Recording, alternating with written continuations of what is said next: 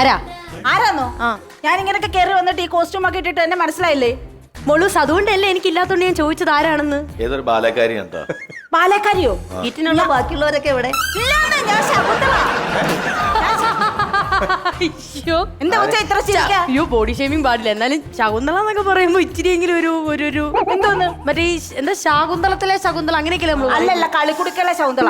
നിനക്ക് എത്ര ശകുന്തള അറിയാം? Oh my god, terror. അല്ല അതിന് തോഴിമാരും മാനും ഒക്കെ വേണ്ടേ?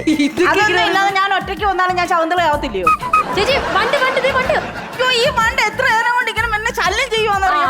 അത് ചിലപ്പോ തേൻ കുടിക്കാൻ വന്നായിരിക്കും ചേച്ചി. ഞാനതാ തേൻ കച്ചവടം നടത്തുന്നുണ്ടോ? തേൻ കുടിക്കാൻ എന്റെ കൂടെ വണ്ടി വരുന്നത്. അല്ല ഇതേലും ഈ പൂവേലിരുന്നിങ്ങനെ അത് ആ പൂവെന്ന് വെച്ചാൽ ഇത് ഇളക്കി കളയാൻ പറ്റത്തില്ല. ഈ പൂവ് അതിനാ എന്റെ ഭർത്താവുണ്ടല്ലോ ദുഷ്യന്തൻ, പുള്ളിക്കാരനോട് ഞാൻ ഈ പൂവ് ഒന്ന് കെട്ടിത്തരാൻ പറഞ്ഞു.